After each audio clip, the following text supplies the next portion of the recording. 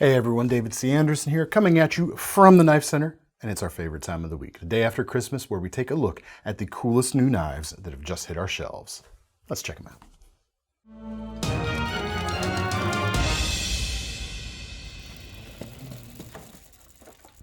Boxing knives.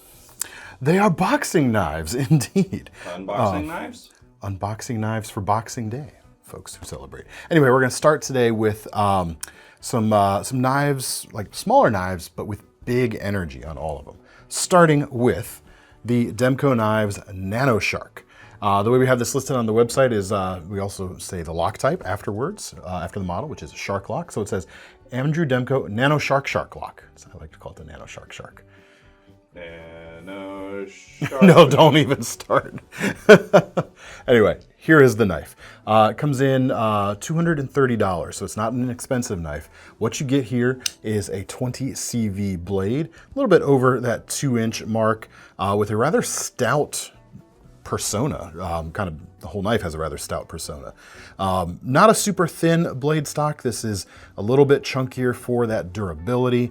You've got sort of a saber height flat grind on here, a little bit of a swedge, probably mostly doing decorative duty here. It's not going to be super, or it's going to be functional, but it's not going to be like a ton of function that it gives you there by relieving that drag point. But you've backed that up, or they've backed that up with this rather broad G10 handle that gives you a pretty stout experience overall. I mean, this is a chunky utility knife, essentially. That's the vibes that I am getting right here. You've still got the shark lock, which is this pull back on the spine, allows you to close it without your fingers getting in the path of the blade, which is a nice additional safety feature. Comes with 2 pocket clips, one for each side. So this is a great knife for lefties or righties. And yeah, good, solid, chunky grip on this bad boy. Really feels like you could bear down and work this little knife real hard. And with 20 CV, you'll at least have some good edge retention to go along with it.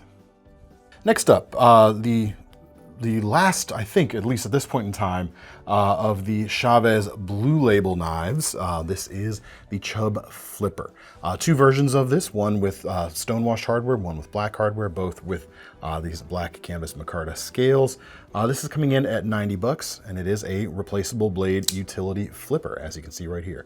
Comes installed with the more subtle clip of the two. There is also the Chaves skull clip included, and this is a utility blade flipper. It does what it says right on the label.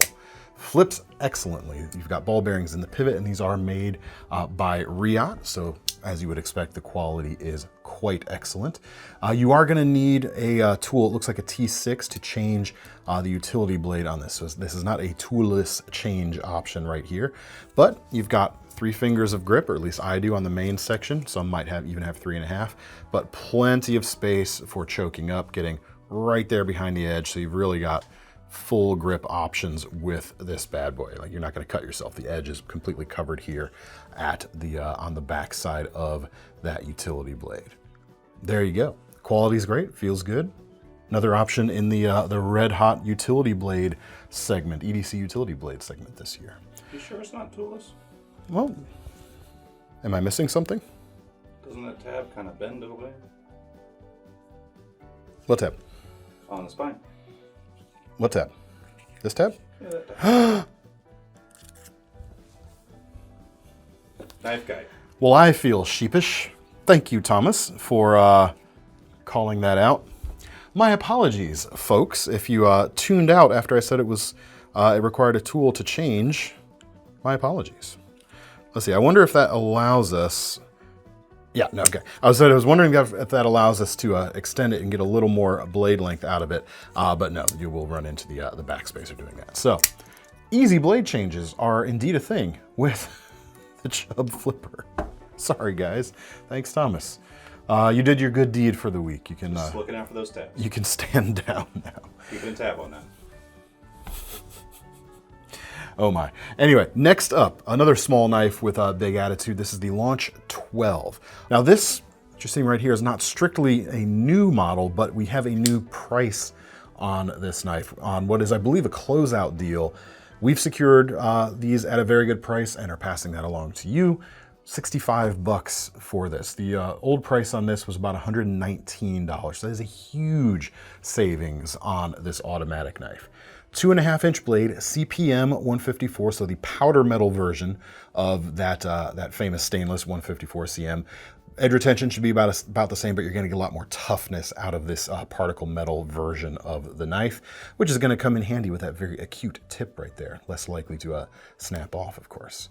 Aluminum for the handles, carbon fiber for the inlay on the front, and that excellent push-button action that Kershaw's Launch series is known for. And they basically use the same size hardware and springs on these small knives as they do on the larger knives. And because that same amount of force is moving a smaller, lighter blade, just the action is even more satisfying. It's a good little small knife. You've got this bevel here at the front. It can do pinch grip stuff really nicely for detail work, which is fun. And then you've got just a solid hold on this American-made knife right behind it there. Very, very cool indeed, and a very, very good deal indeed. Good deal for the holidays.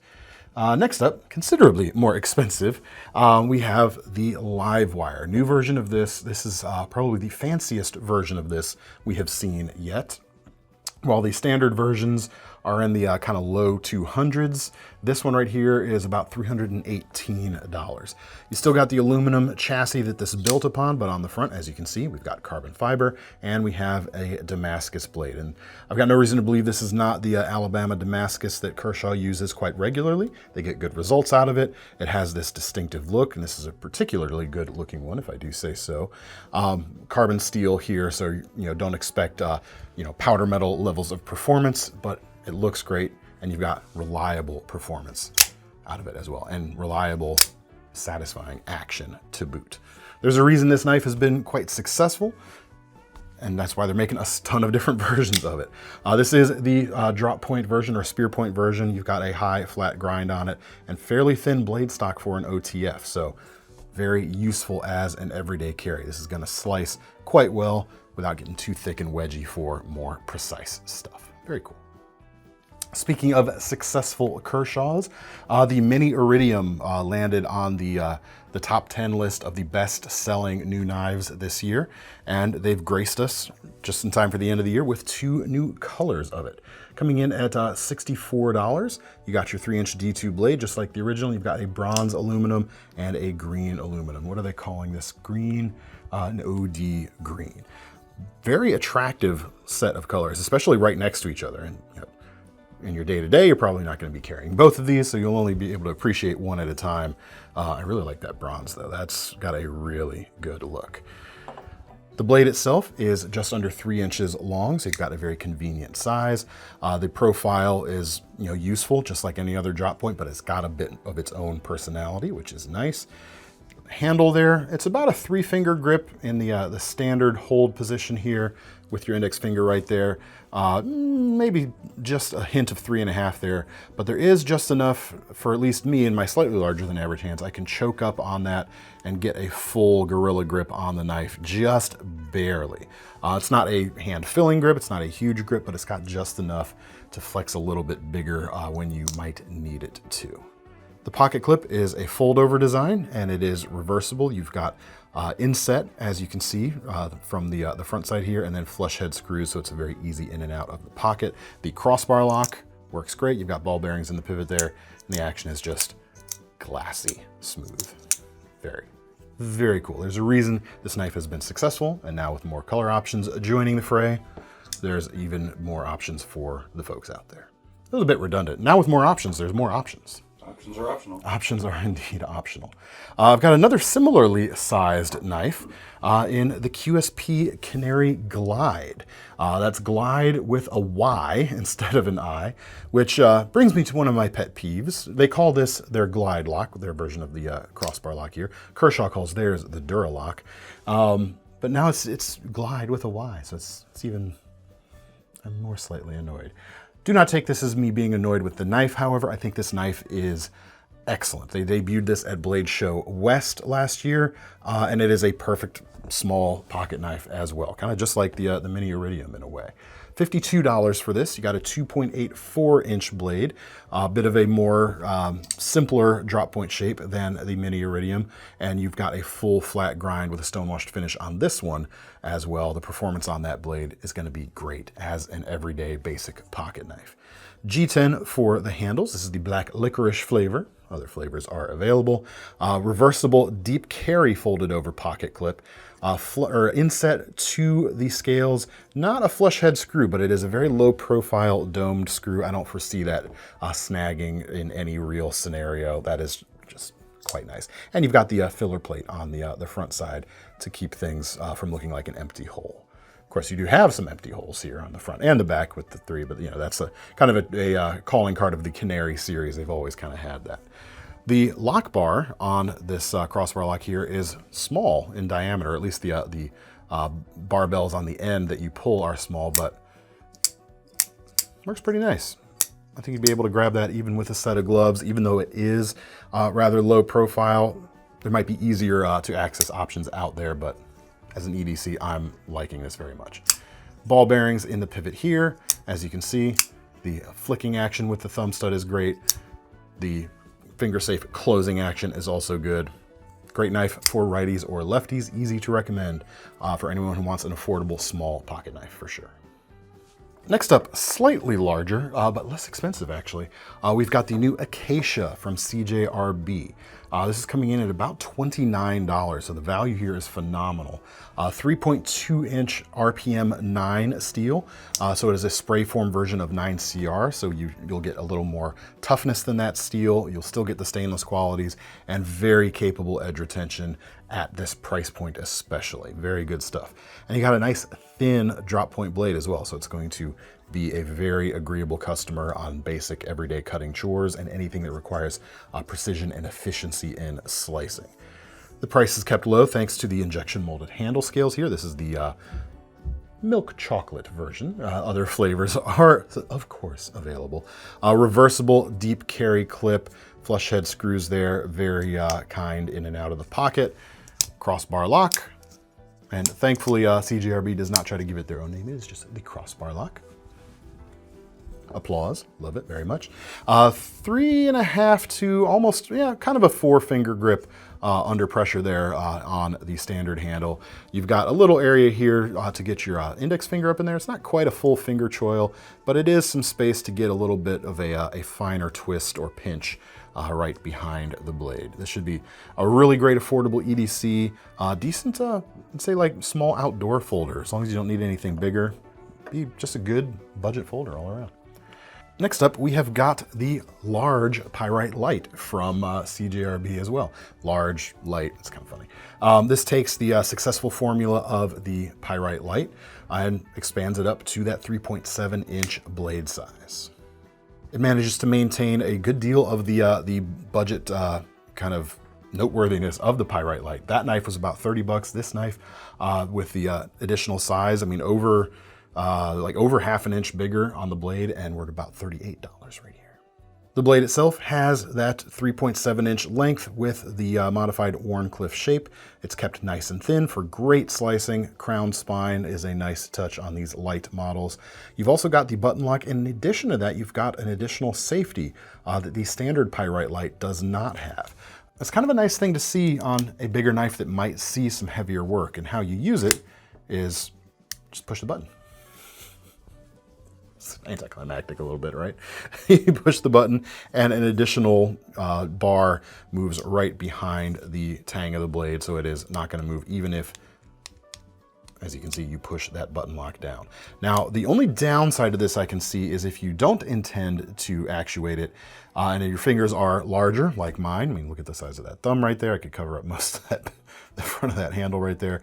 If you go to push that button to release the lock, you might accidentally press the secondary lock into position, which I have done a few times in this, in which case you're going to be like, why isn't your knife closing?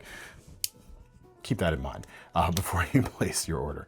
But yeah, lots of handle, or lots of length on that blade, same RPM 9 steel, full-sized handle for grabbing onto some contour, which the standard versions do not have. That's thanks to the injection molding of the light versions.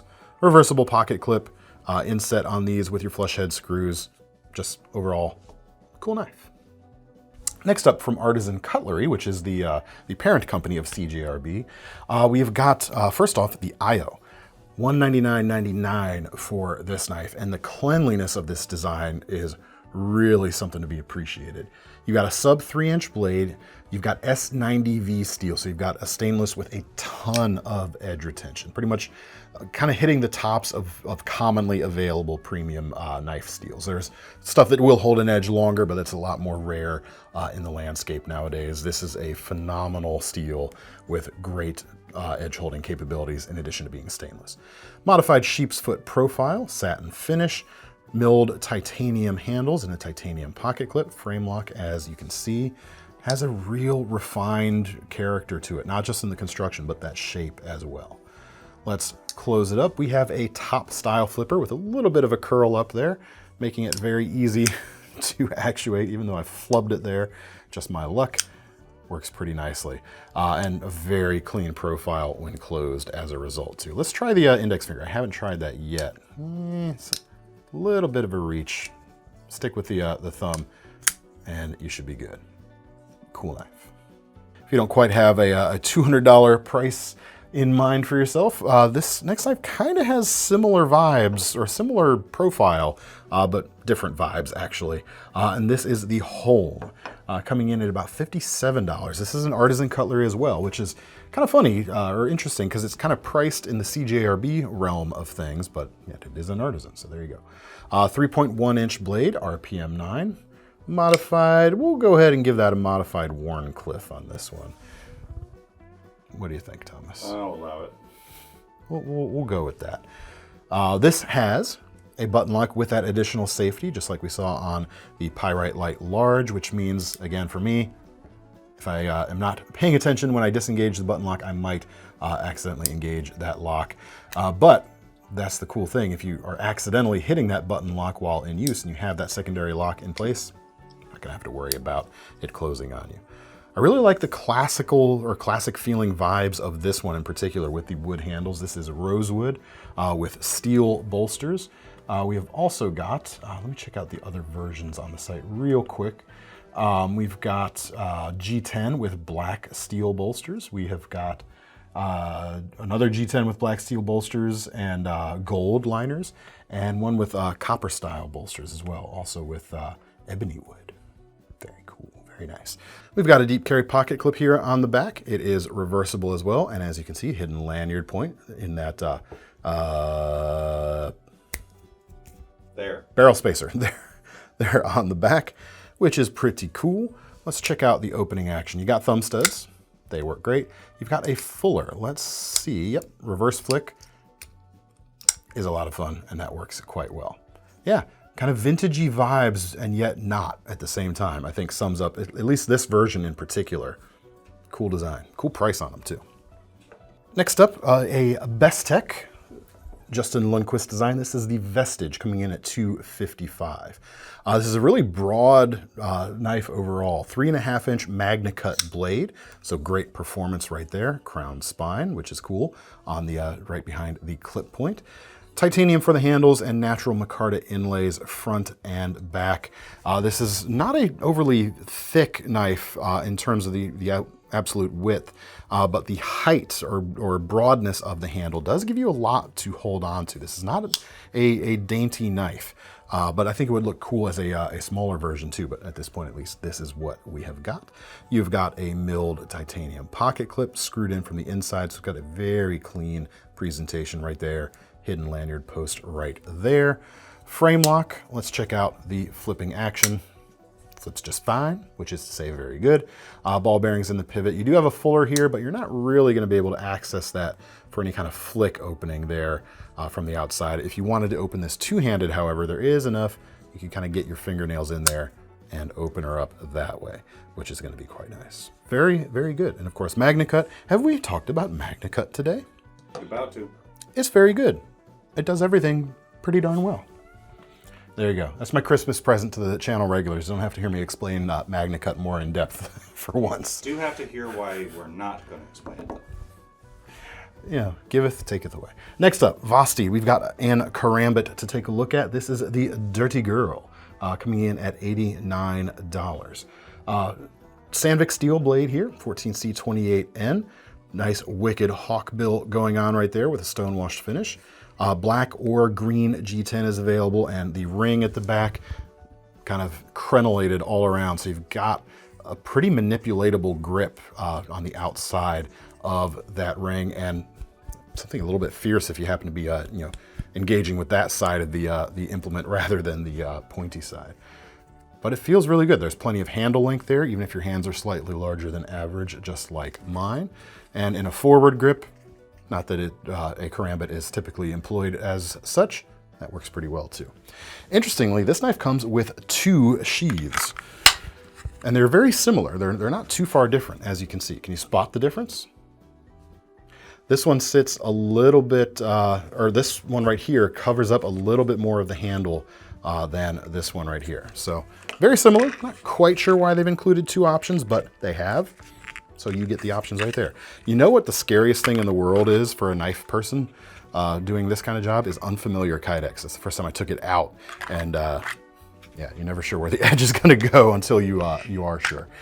You've also got 2 pocket clips going on, or 2 clips going on. This one right here, kind of a simple affair, and this one right here with a little bit of a that J hook style at the end, so a little bit more retention.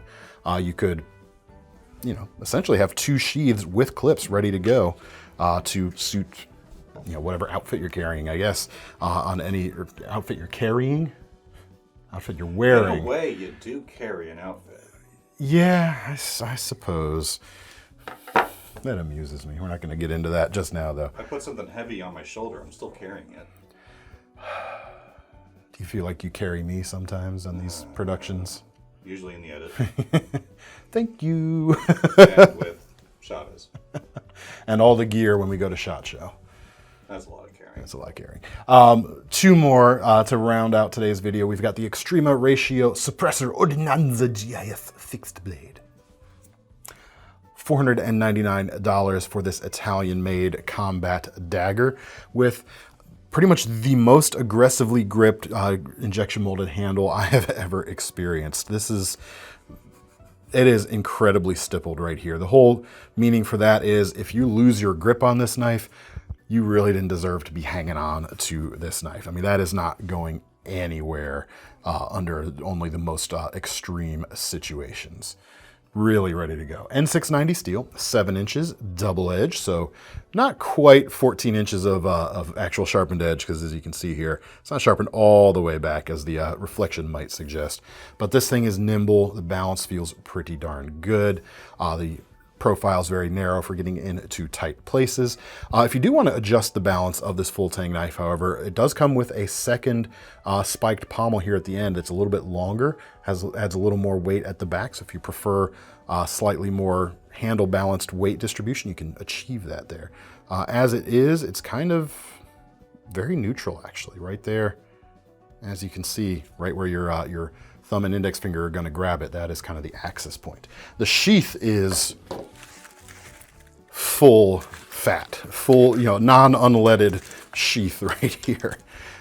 It has positive retention, as you can see, and then you've got 2 snaps on the retention strap. Then you have another cover with a clip on it right there. Male compatible at the back, a thigh strap, this thing. It's got more things. It's got a lot going on. If you can't find a way to securely attach this to your tactical gear, the Italians don't want you to have it. I think that's just how it is. That's a knife that wears its sheath rather than carried by it. There you go. Last but not least, we've got a new crossbar locking K-bar to round things out. This is the Coytu. Has a 3.5-inch Aus 8 blade. You've got the crossbar lock, nicely contoured injection molded handles right here, a line or strap cutter at the back, a glass breaker at the way back, and reversible pocket clip. The action feels good. These ball bearings, they feel like it, yeah. Ball bearings in the pivot right there. You've got flipper capability in addition to the wrist flick. The flipper works pretty well. It's not going to be as crisp, of course, as a good frame lock or liner lock flipper. It's hard to get a detent feel like you do on those knives on a crossbar lock, but still it works pretty well. I also like the utility of this blade. It's, like I said, 3.5 inches, not too thick, full flat ground. That's going to be a great slicer and something that's adaptable to a lot of different stuff. This could be, you know, obviously it has the vibes of a tactical or rescue folder, but this could be a great camping folder at the same time, especially with the injection molding giving you that more sophisticated shape than milling can provide at this kind of price point. Fills the hand quite nicely. Speaking of price point, didn't mention that, $63 for this bad boy right now. Well, that's all we've got for today. Let me know what you thought down in the comments, and to get your hands, of course, on any of these knives, whether you want to buy it outright tonight or use our new Sezzle payment options, let you split it up into 4 chunks. Check out the links in the description, which will take you to KnifeCenter.com. Where, of course, don't forget about our long-running Knife Rewards program so you can earn some free money to spend on a future knife. I'm David C. Anderson from the Knife Center. That's Thomas behind the camera, and we're signing off. See you next time.